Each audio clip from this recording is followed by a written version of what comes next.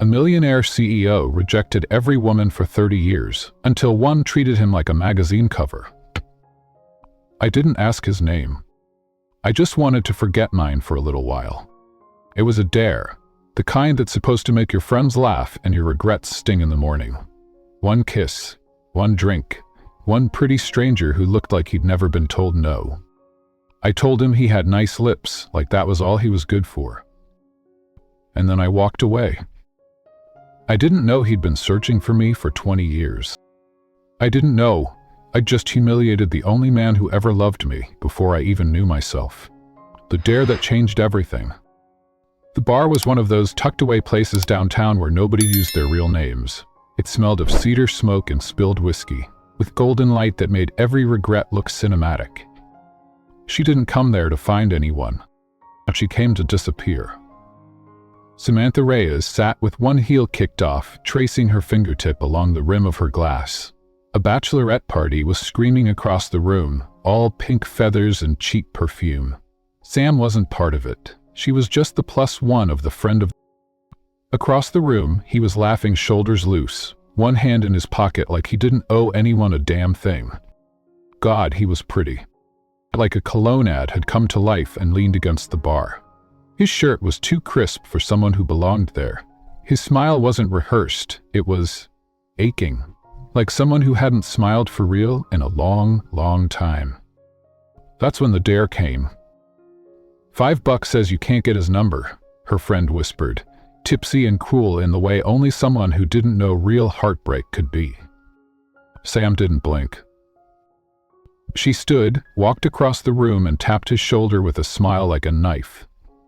Mind being my distraction for the night? She asked. We blinked once, then smiled. And for 10 perfect minutes, she wasn't the girl trapped in a fake engagement. She wasn't the designer working 3 side jobs to keep her parents' house from fortune. She was just a woman, laughing at the way he blushed when she called him handsome.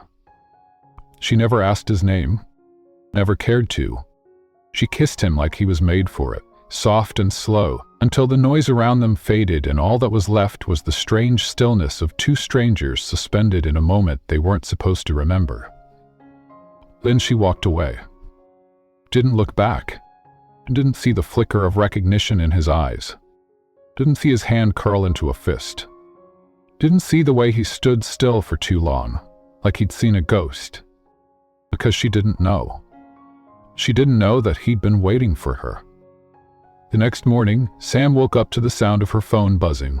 A message from her foster father, Hank, reminding her of the dinner that night with Logan's family. The man she was engaged to, thanks to a contract signed over debt and desperation. She got dressed in a cream blazer, lipstick a shade too red for how tired she felt, and drove to the Hale & Co. office building for a last-minute presentation. Her boss had been panicked. A new investor was visiting. A man who could make or break their Chicago redevelopment project. Sam adjusted her slides, cleared her throat, took a sip of water. And when the doors opened and the new investor walked in, she dropped the glass. Because it was him. The man from the bar. The man she kissed like he meant nothing. Only this time, he wasn't smiling. But this time, he was Christian Hale, CEO of Hale Enterprises. And the one man who now controlled everything she had left to lose. Chapter 1. The night I used him first. The rooftop air had that late winter chill that bites through silk and skin, but Samantha Reyes didn't flinch. She stood at the edge of the crowd, leaning on the metal railing like it owed her money, the city skyline glittering behind her like a cruel promise. This wasn't her kind of place. Too glossy, too high up, too full of people pretending they weren't lonely. But her roommate had begged her to come out for her cousin's bachelorette party, and saying no had started too many fights lately. She glanced at her drink. Vodka soda, untouched. Cheap red lipstick marked the rim from her first fake sip. Somewhere behind her, the bride-to-be was dancing on a couch, tiara crooked and veil slipping, while a chorus of girls cheered like they were watching a miracle. Sam could barely hear them over her thought. $5, Michelle whispered at her elbow. You get his number, I buy your next drink. Bonus points if you get a picture. Sam followed her friend's gaze. There he was. By the far corner of the bar, a man stood with the kind of stillness that made people watch him without knowing why. Tall, broad-shouldered, clean lines and a black button-up. Dark hair, short-cropped, with just the right touch of stubble. Not messy, just deliberate. His lips were pressed into something between boredom and burden, and he held his whiskey glass like it was an afterthought. He didn't belong here, not really, but he didn't seem to care either. Anne tilted her head. He's probably waiting for someone, she thought, or worse, married. That she was already moving, her heels clicking against the wooden slats. Not for the dare, not even for the drink, for herself. He looked up when she stopped in front of him, and blinked.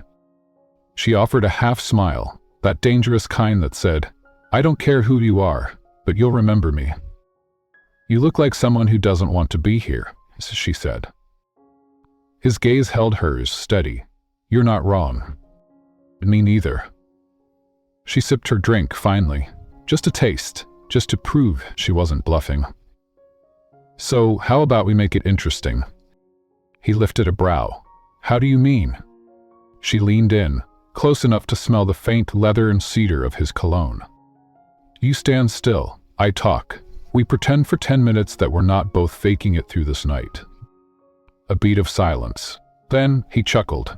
"What's in it for you?" "Distraction." She swirled the straw in her glass. "And maybe I win a bet." His lips twitched. "Let me guess, your friends dared you to talk to me." "Oh no," her smile widened. "They dared me to kiss you." His surprise flickered for a moment, just a second. Then he stepped aside and gestured, palm up. "I'm all yours." She didn't wait. She closed the gap, pressed her lips to his like she'd done it 100 times. Soft at first, just to test. Then, deeper, slower, deliberate. He didn't resist. But he didn't lose control either. He kissed her, like he knew how to take things from a woman without ever asking. But this time, Sam took it first. And she pulled back, breathing steady. "We bad," she whispered. "I done," he replied. And maybe if she stayed, that night would have ended differently. Maybe they would have talked about nothing and everything, and the way loneliness echoes louder when someone finally listens. But Sam shook her head. "Thanks, pretty boy," she said lightly. "That was all I needed." Then she turned and walked away. No name, no number, no glance back. Behind her, Christian Hale watched her go. His jaw clenched. He reached for his drink but didn't lift it. Just watched the red on the rim fade into the amber, the last imprint she left behind. And he smiled, but not with his mouth. 20 floors below, Sam caught her breath in the alley beside the valet. Her heart was racing, not from the kiss, but from the heat of something she couldn't name. Something dangerous. She hadn't flirted like that in over 2 years. Not since Logan. Not since she realized what engagement really meant to her foster father. Leverage. Every ring, every promise, every dinner invitation came with invisible ink spelling out debt paid. But tonight, she felt in control again, just for a moment. It wouldn't last. It never did. The next morning, Christian Hale stood in the penthouse conference room of Hale Enterprises Chicago, reviewing final portfolios for the city's $60 million, 0 cents redevelopment bid. "You'll be joined today by the top architectural designers for the West Loop project," his assistant said crisply. "One of them is Samantha Reyes." Christian's jaw twitched. Reyes. He didn't move, didn't flinch. Inside, something shifted. A memory. The taste of her lipstick. The way her voice curled like smoke when she said he was nothing more than a pretty face. Interesting. Let's see how she pitches when the man she played dares to play her back. Chapter 2. Engagement for sale. The house smelled like lemon cleaner and secrets. Samantha stood in the front hallway, her coat still on, the door barely closed behind her. Frost clung to the corners of the window, but the chill in her chest had nothing to do with the weather. She could hear Hank's voice before she saw him. Loud, exaggerated laughter from the dining room, followed by the clink of cutlery against porcelain. The Reyes family pretended at warmth, but everything here had edges. Sam walked in slowly. 3 wine glasses sat on the table. 2 were full. 1, hers, was bone dry. Hank looked up from his seat at the head. His eyes were bloodshot, his shirt 1 button too low. "Here she is," he grinned. "Our little star. How'd the meeting go, sweetheart?" She blinked. Did he know? Couldn't be. The pitch wasn't public yet. "Fine," she said flatly, hanging her coat over the chair. "We'll hear back next week." Across the table, Logan Carver barely nodded. Slicked back hair, expensive cufflinks, he always looked like he'd walked out of a political fundraiser, even on a Tuesday. His phone rested face up beside his fork, the screen lighting up every few seconds with messages he didn't bother to hide. Chuan looked at her when he spoke. "You were supposed to call me after." "I was working." "Working?" Logan chuckled without humor. "You're always working." "That's the idea," Sam muttered. "I thought this engagement was supposed to impress investors, not babysit you." That earned her a look from Hank. "You watch that tone?" he said, voice tightening. "You wouldn't even have that job if it weren't for Logan's father backing the firm." Her hands curled under the... There it was. The unspoken leash. Years ago, when Hank had found her through a foster family connection, she'd been a college sophomore with a gift for blueprints and a body still bruised from running. He'd offered her a home.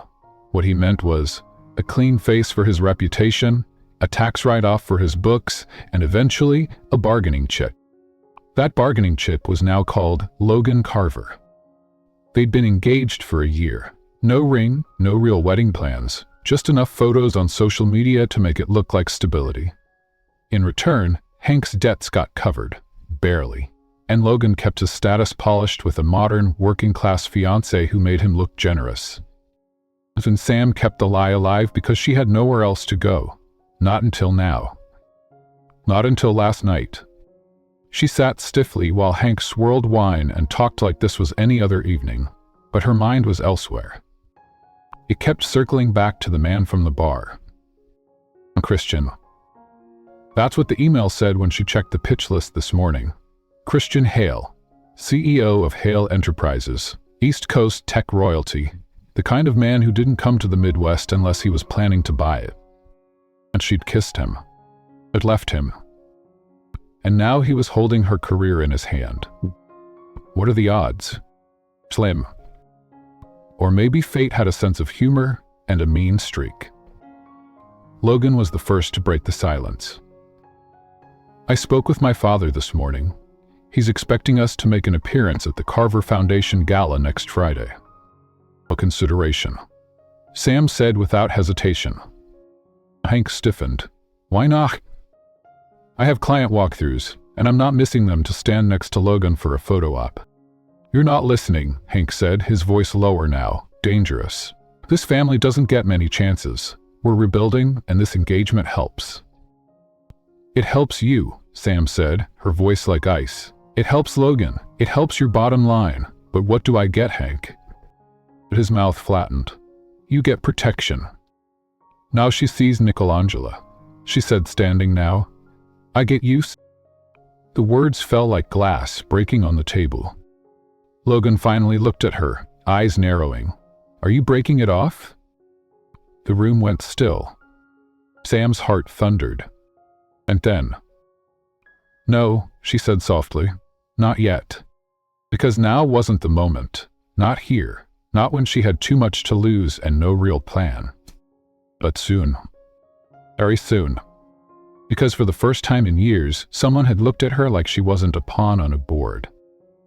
And that man now sat on the other side of the most important deal her company had ever seen. She'd kissed him like a dare. Now, he held her future like a loaded deck.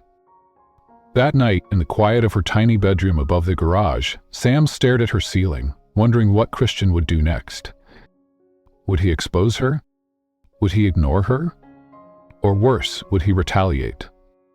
She didn't know what scared her more.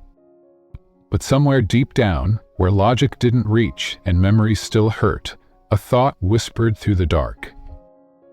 What if I already knew him? Chapter 3. He walks into the boardroom. The elevator doors opened with a soft chime, but the sound might as well have been a gunshot in Samantha Reyes' ears. She took one breath, then another, then stepped into the 42nd floor lobby of Hale Enterprises, where nothing smelled like desperation and everything gleamed like money. The receptionist greeted her with a smile that didn't quite reach her eyes. "Ms. Reyes, you're expected." Of course she was. Expected like a fire alarm or a traffic violation. She followed the assistant down a narrow hallway where glass walls hid nothing, every person, every pitch, every dollar on display. Her heels clicked too loud on the stone floor. Her fingers clenched the portfolio tighter than necessary. Don't look nervous. Don't look like last night's dare is sitting upstairs in a corner office with your career in his back pocket. Inside the boardroom, her team was already gathered. Project manager Mason Carter, 2 consultants, and the founder of the firm, Mr. Bennett. They stood when she entered, relief on Mason's face. "Thank God," he whispered. "The pitch deck's in chaos. You're the only one who can talk these guys through the design spec." "Where's the client rep?" she asked, setting down her files and clicking on the presentation remote. "No idea. They're sending someone senior from New York. CEO's assistant, maybe. All they told us was he'd be in attendance." She froze. "He?" But before she could ask more, the door opened again. And in walked Christian Hale, wearing a slate gray suit tailored sharp enough to cut marble. Hair slicked back. Expression unreadable. And when his eyes met hers, nothing. No flicker of recognition. No nod. Emotion. He walked to the head of the table like he belonged there, because he did. He sat down, unbuttoned his jacket, and folded his hands. Every executive in the room adjusted their posture, their tones, their faces. He didn't need to introduce himself. He was the room. When Mason leaned in to whisper, "That's not the assistant, that's Christian Hale himself." She swallowed. "I know." "What you do?" But she didn't answer, because Christian was speaking now. "Go ahead," he said to no one in particular. His voice was cool, measured. "Show me something worth my time." Sam's pulse roared in her ears. He's pretending he doesn't remember me. And somehow, that was worse than confrontation. It was silence as punishment. She stood, clicked the remote. The screen behind her lit up with floor plans and 3D visuals. She spoke clearly, smoothly, sliding back into the designer's skin she wore like armor. "This redevelopment integrates smart space solutions with historic architecture. The West Loop corridor isn't just a business opportunity, it's a chance to preserve culture while accelerating innovation." Her voice didn't shake. Her hand didn't tremble. But her spine knew the weight of his stare. She could feel it on the back of her neck like heat. Halfway through the presentation, Christian leaned back and interrupted. "Or remove the 3rd-floor skylight on the Ashby building." Sam blinked. She knew every square inch of that plan. "Structural integrity," she replied. "There's no way to meet earthquake retrofitting codes without compromising the joists. We opted for a vertical light well." He raised a brow. "Did you try reinforcing the central beam using tension steel?" She blinked again. No one else in the room said a word. Because no CEO ever asked technical design questions, unless they understood them. Which meant Christian did. Sam recovered fast. That method creates flex too late in the load path. It risks resonance along the upper floors. Pause. Then, a faint smile. Correct. She didn't breathe until he turned his eyes to the next slide. By the time the meeting ended, her palms were damp. The room applauded softly, voices murmuring approval. Christian stood slowly, adjusted his cuffs, then walked right up to her. "Miss Reyes," he said. It was the first time he'd said her name. "Mr. Hale," she replied, keeping her voice even. And paused. Ben leaned in just a little too close. You kiss strangers like that often? Her breath caught. She said, only the ones who pretend to be someone else. He smiled then, genuine, and walked away. Outside the boardroom, Sam pressed her back to the cold wall and closed her eyes. She was in trouble. Not because she'd kissed a billionaire, but because something about him felt familiar. Like a name she once knew by heart and forgot out of survival. And now he was back. But not as a fantasy. Not as a dare. As the man who held her entire future in the palm of his hand. And she had no idea what he'd do with it. Chapter 4. You're just a pretty face. The terrace was quieter than she expected. Even in the heart of Chicago, up on the 43rd floor of Hale Tower, it was possible to hear the wind twist between glass and steel. Samantha stood by the edge, hands curled tight around the railing, staring at the river below like it could wash her back to simpler days. The pitch had gone well, objectively, but Christian hadn't signed anything. And she didn't know how to interpret that smirk he left her with. She'd been called a lot of things in her life, scrappy, difficult, uncooperative, but never had a man asked her if she kissed strangers like a sport, if she should have been embarrassed. Instead, she was furious. Because Christian Hale didn't just walk back into her life. He walked in, wearing the one thing she couldn't afford right now, control. And he knew it. The door behind her slid open. She didn't have to turn to know it was him. The air shifted, warmer, denser. I didn't expect you to find this place, she said without looking. I built it, he replied simply. Of course he did. Silence stretched. The city flickered below. Then he said, you present well in a room full of men waiting to talk over you. She huffed a bitter laugh. I've had practice. More silence. This time, heavier. I'm curious, he said, voice low. Did you know who I was that night? She turned then, faced him fully. No, she said, and honestly, I'm glad I didn't. He tilted his head. Why? Because I would have walked away sooner. Christian's mouth twitched. You mean before you kissed me? I mean before I treated you like a person instead of a paycheck. His smile faded.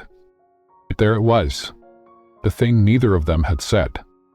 She took a step toward him, pulse kicking up. You know, people like you play poor for a weekend and call it humility. But the rest of us, we don't get to take off the mask. We are the mask. He didn't speak. And that made her braver, or maybe crueler. You looked like a model in a soap commercial, she snapped. I thought you were someone's spoiled trust fund brother. Not the man behind half the skyline. Christian's jaw flexed. That's all you saw? He asked quietly. She nodded. A pretty face. The words hung in the air, like a blade. She expected him to fire back, a smirk, a jab, anything. But instead he said nothing, only stepped closer. When he stopped, they were inches apart. You know, he said, voice almost a whisper, you're not the first person who said that to me. Sam blinked. What? My mother? His eyes dropped for just a second. She used to say I looked like my father too much. She hated him. So she'd hand me off to nannies, stylists, schoolmasters. Said I was too pretty to be useful, too charming to be trusted. Sam's stomach twisted. You're not. Don't. His voice was steel now. You already did. She stepped back. Guilt hit harder than any retort could have. He exhaled slowly. I didn't come out here to fight you, Sam. Then why did you? I came to tell you I'm not pulling the deal. And she froze. I'm signing off. Full investment, your design, your lead. The board will follow me. She stared at him. He shrugged. Because it's good work. That's not it. No, he admitted. It's not. Another beat. I wanted to see if the woman who kissed me like she meant it still existed under the one who just called me ornamental. Her throat closed. I thought you were playing me, she said softly. I thought you were saving me, he answered. Silence. Thick, loaded. Then she said, I'm sorry.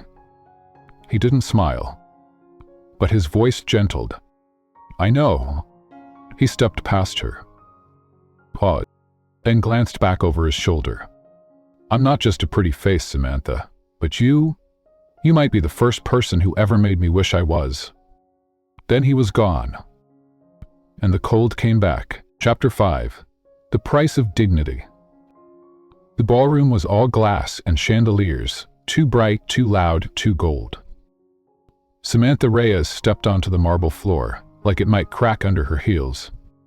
Everyone was dressed in sharp edges and sharp intentions. Charity gala, they called it. But every tuxedo and sequin gown in the room was there to trade favors, not save orphans. She scanned the crowd, already regretting the silver gown she'd borrowed from a stylist friend. It hugged her like a bruise and sparkled. Logan found her before she found air. Smile, he hissed, slipping an arm around her waist. You look like you're here to beg. I'm here because you told me the investors needed to see us together. He didn't even blink. And they do. My father's watching, and Hale Enterprises has eyes everywhere. Her chest twisted. Christian was here, and she could feel it before she saw him. They were ushered to the main table. Logan, Hank, the Carvers. Sam sat like a statue between the men who'd shaped her life for all the wrong reasons. Her name was misspelled on the place card. Vigor. The host began announcements. Champagne flowed, and then the night speaker was introduced.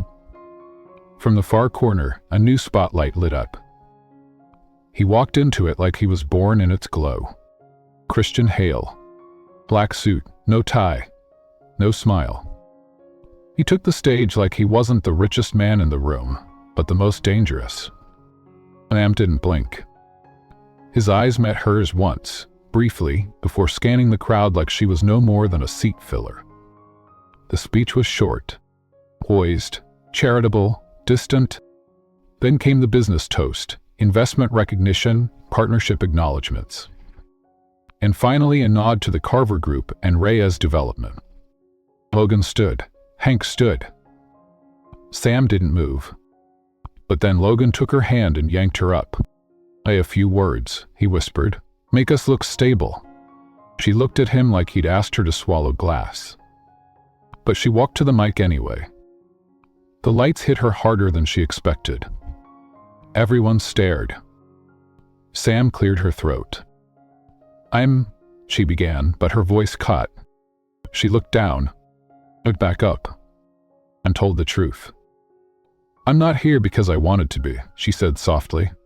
I'm here because I was told to show up, to smile, to stand beside someone who hasn't earned it. The room rustled like leaves in wind. I was told to speak tonight to make a business deal look beautiful, but beauty doesn't build anything. She swallowed. Design does, work does, sacrifice does. A few people shifted uncomfortably. She glanced toward Christian. Still unreadable. Vice sometimes, the people who benefit most from your work are the ones who see you the least. As she looked straight at Logan. Tonight, I'm done being unseen. She stepped back. He didn't wait for applause. Didn't look for approval. And walked off that stage like it belonged to her. Back at the table, Hank was seething. Logan looked like he wanted to drag her outside by the wrist. But Christian? He stood, quiet, and clinked his glass. I may, he said, walking back to the mic. Sam's pulse skipped. The Hale Group's partnership with Carver Reyes has been under evaluation, he said calmly. And while we've considered the financials and projections, tonight reminded me of something more valuable. He looked at Sam, not briefly this time, not secretly, but like she was the only person in the room. Integrity, he said, Design, sacrifice, these don't just build cities, they build futures. I pause. I'd like to announce that our official partnership will be with Reyes Design, under Samantha Reyes' direction exclusively. Gasp. Logan half stood. And hell, Christian didn't blink. And as for the rest, Mr. Carver, Mr. Reyes, thank you. But we won't be needing your signatures moving forward. If in London. But Sam was already walking away. This time, it was her who didn't look back. Chapter 6. Drink with me, or lose it all. The private room atop the Waverley Club was drenched in polished mahogany and old money. Below, the lights of Chicago bled into the river. Above, crystal chandeliers glimmered over a dining table laid with bone china, blood-red wine, and polite war. Samantha sat beside Logan, her back straight, her hands folded in her lap like a schoolgirl under surveillance. Her wine glass remained untouched.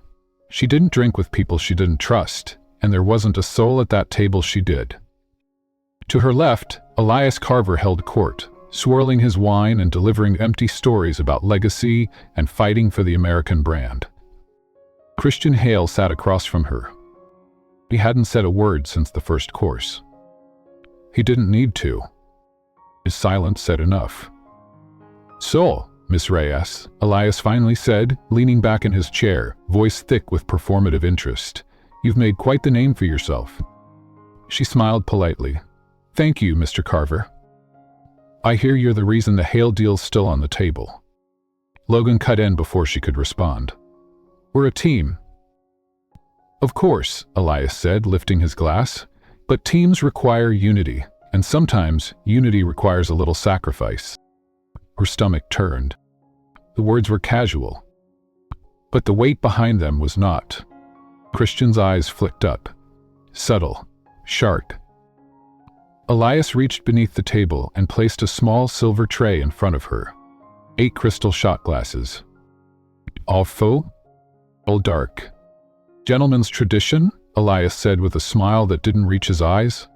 "A toast for loyalty. 1 shot per family you honor." Silence fell like snow. Samantha stared at the tray. She knew what this was. A knot of toast. A test. To see if she'd humiliate herself for the Carver name. To see if she'd drink until she stumbled, just to prove her value. Logan leaned in, whispering under his breath. "To do it, Sam?" Ugh, she didn't look at him. Instead, she looked at Christian. Still silent. Still watching. Waiting. Her fingers curled around the first glass. And she downed it. Burnt caramel. Too sweet, too sharp. The second went down faster, her throat burned. By the third, her vision blurred at the edges. Elias said, lifting his own glass but not drinking. The 4th glass wobbled in her hand. And that's when Christian stood. Slowly, purposefully. Enough. The room stilled. Elias arched a brow. "This is between family, Mr. Hale." Christian ignored him. Walked around the table. Stopped behind Samantha's chair. She didn't move. He reached down and gently placed his hand over hers. Her fingers let go of the glass. He turned to the room. "This woman is not your pawn." His voice was quiet, but it hit like thunder. "You'll speak to her with respect, or you won't speak to her at all." Elias opened his mouth. Christian cut him off with a single look. Then he pulled the chair out. "Samantha," he said gently, "come with me." She didn't question, didn't speak, just stood, and walked out with him. Outside, on the balcony, the air was cold and clean. She leaned against the railing, breathing like she'd forgotten how. Christian handed her a glass of water. "Drink this." She did. Slowly. "You shouldn't have stepped in," she said hoarsely. "Oh, I should have done it sooner." She looked up at him, eyes glassy. "Because watching you swallow your dignity was harder than anything they could have asked me to do." Tears welled before she could stop them. I was doing it for the project, for the firm, for everyone. His voice was low, firm.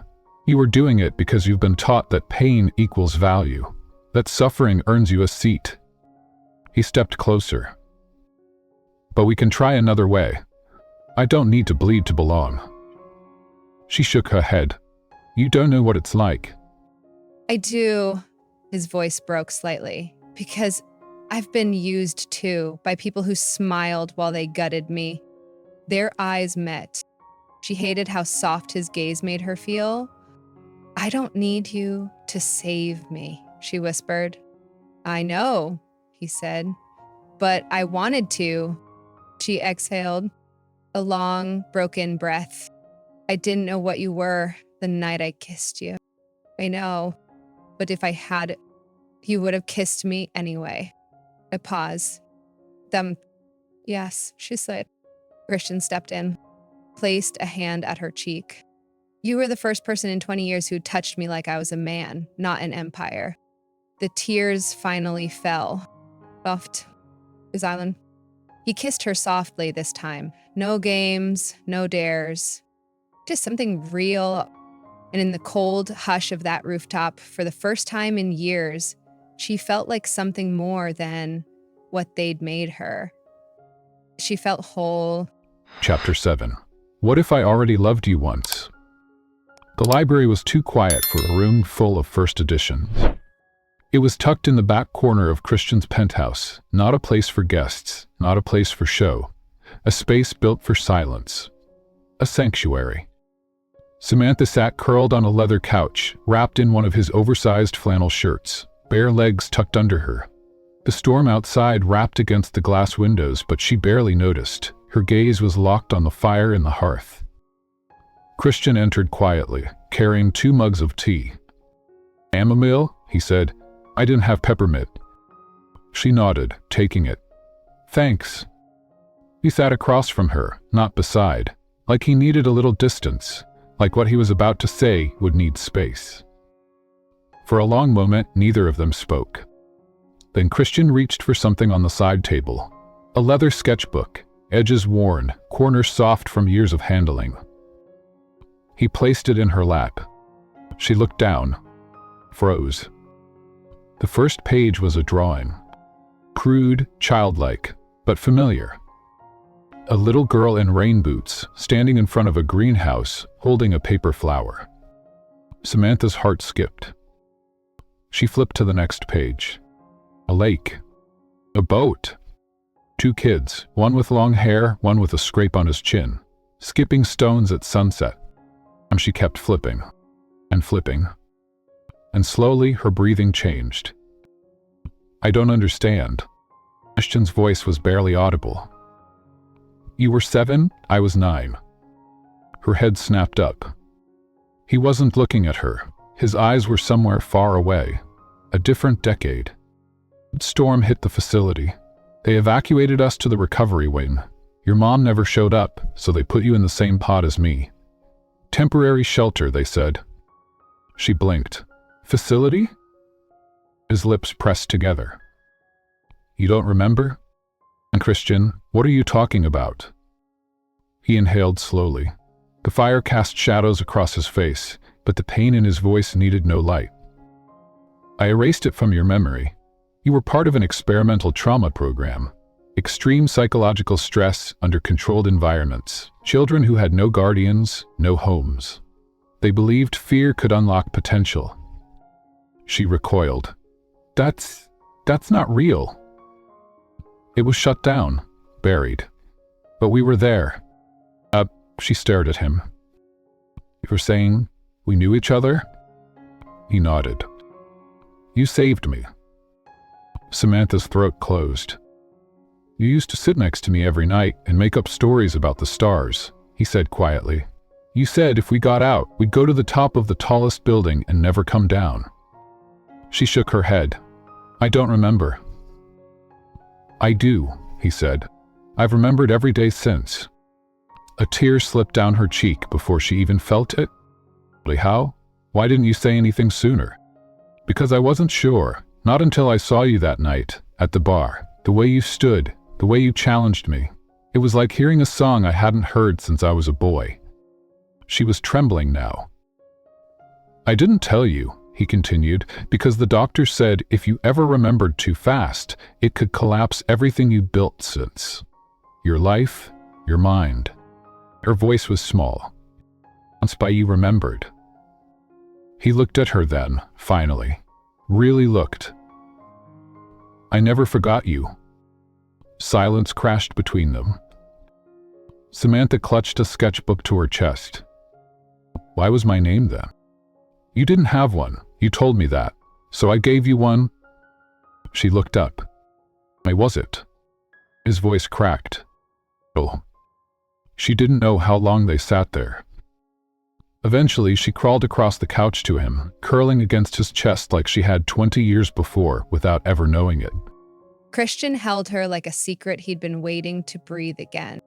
And somewhere between the firelight and the ache in their bones, she whispered, "If we were kids again," he answered without hesitation, "I'd find you first." Chapter 8. The Woman They Tried to Erase. The paper smelled like mildew and secrets. Samantha sat in a dusty corner of the University of Chicago's off-site medical archives, a box of unmarked folders spread across a long metal table. The overhead light buzzed. The fluorescent hum felt like a countdown. Across from her, Christian sat still, hands folded, waiting. The files were brittle, typewritten pages, faded signatures, and in the middle of one packet, an intake form. Subject ID 7B. Female approx. 7 years.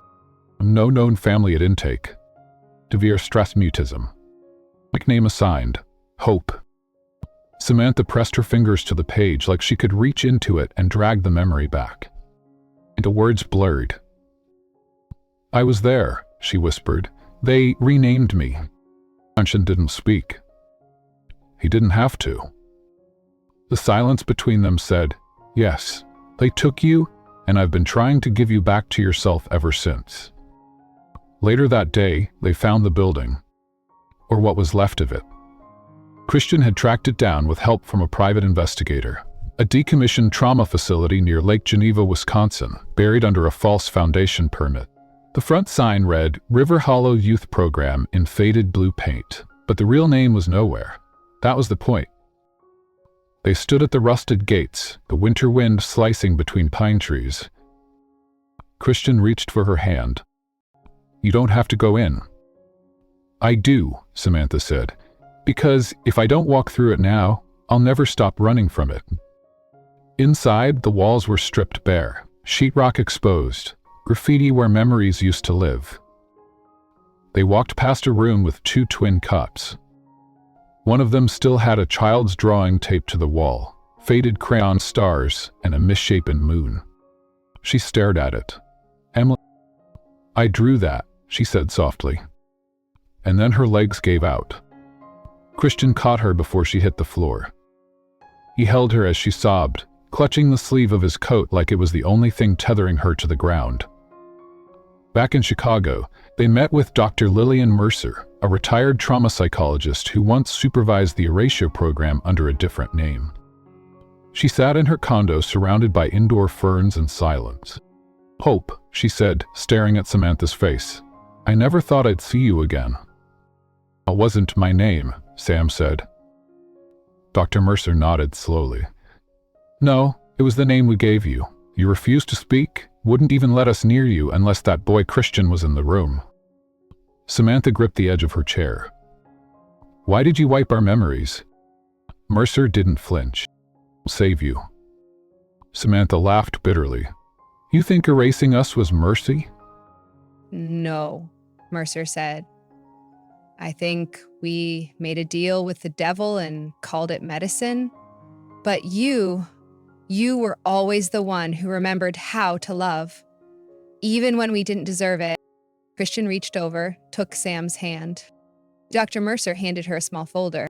I kept this. I shouldn't have. But something in me knew you'd come back one day. Inside the folder, a sketch, a little boy with sad eyes. And in the corner, the initials are. Samantha's hands trembled. I drew him, she whispered. Mercer nodded. Every night before you forgot. That night, back at the penthouse, Samantha stood by the window, watching snow fall across the skyline. Christian came up behind her, wrapped his arms around her waist. You okay? He asked quietly. I don't know who I am anymore. You're still her, he said. You're still Hope. She turned in his arms. No, she said softly. Hope was the name they gave me. He searched her face. I'm Sam. I'm the woman who survived that place and the woman who kissed you at that bar. I'm not one or the other. You're both, he said, and you're mine. She let her forehead rest against his. I don't want to forget anymore. You won't, he said. Not this time. Section 9. Everything I thought I knew. The studio was quiet except for the sound of rain tapping against the windows. It smelled of oil paint and dust, the kind of place made for secrets. Samantha stood in the middle of the room, surrounded by dozens of sketches, canvases, even charcoal on butcher paper. They were everywhere, propped against walls, stacked in corners, tacked to beams. Every single one of them was of her. Not her now, but her younger. 7, 9, 17, 28. Some she didn't recognize at all, versions of herself she had never seen in the mirror, never remembered living through. She turned slowly. This is why you brought me here? Christian stood in the doorway. He didn't answer. She moved closer to a canvas near the far wall, a girl in a red scarf, the scarf she remembered from a dream but had never owned. That's when her chest tightened. This isn't memory, she said. This is obsession. Christian stepped in. No, Sam, this is history. Yours, ours. You sketched me at every age, even the years we weren't in contact. How? He looked down. I had investigators, medical records, surveillance. You followed me? Her voice was hoarse now. Even when I didn't know you? Oh. She took a step back. That's not love. That's control. No. He finally raised his voice, not angry but raw. It's the only way I knew how to keep you safe. You should have told me. I tried. I waited. I watched your life rebuild piece by piece. I didn't want to be the one to take that away. She turned, eyes flashing. So instead, you let me fall in love with a stranger who already owned me? It flinched, but didn't look away. You never owed me anything, Sam.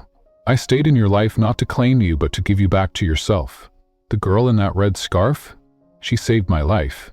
I didn't know how to live without her. She shook her head, then noticed the old camcorder on the shelf. What's that? Christian hesitated. I recorded something. The night they separated us. I never meant for you to see it, not unless... And she already had the tape loaded. Static flickered across the screen. A younger Christian, maybe 10 years old, sitting cross-legged on a bare mattress. His voice trembled. I find this one day. I hope you remember me. You used to call me brave, even when I cried. You drew stars on the walls to help me sleep. And when you left, I didn't know how to breathe without you. I don't know your real name, but I know your soul. And I swear, if we meet again, I'll never forget you. Even if you forget me. The video ended. Samantha stared at the blank screen, then sank to the floor. Christian crossed the room and sat beside her, saying nothing.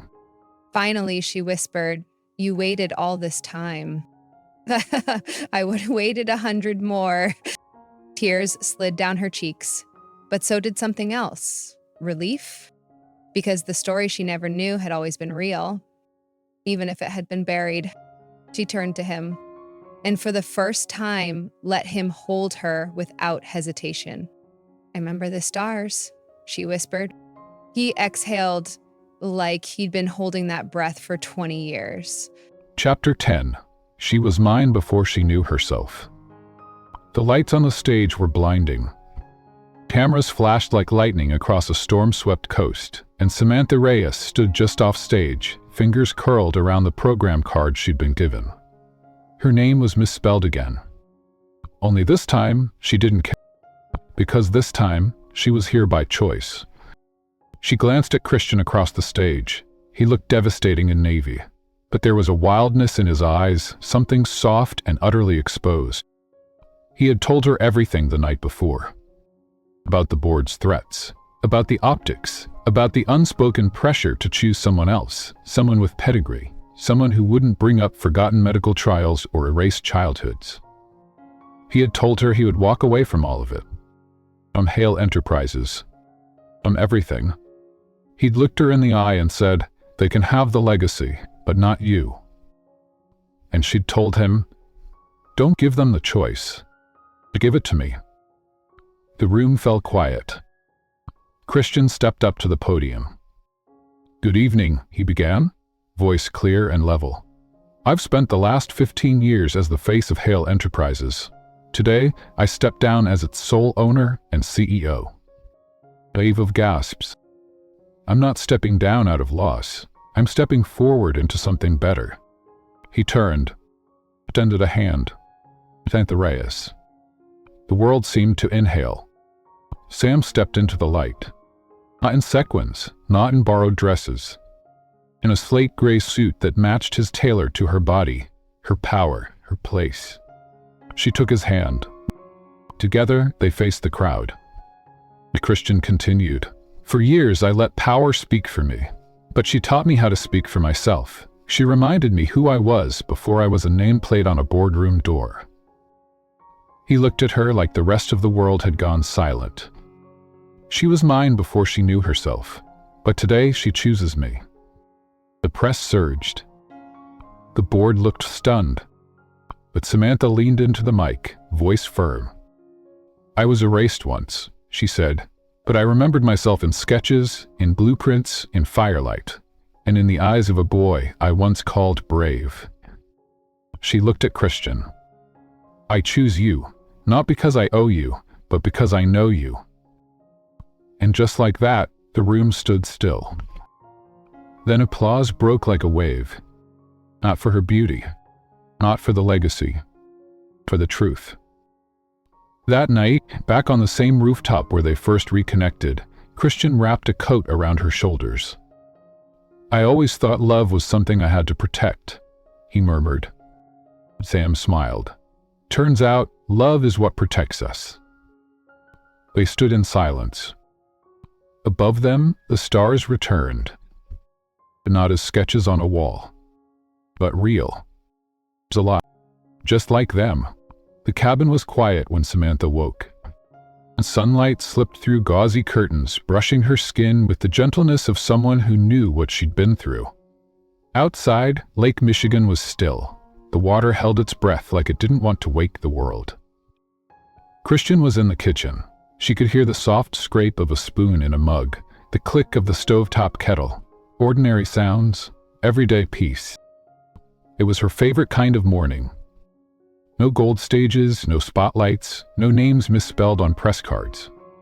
Just a man and a woman who had survived the worst parts of themselves and somehow ended up here in the quiet miracle of love that had nothing to prove. She padded out barefoot. He turned, smiled.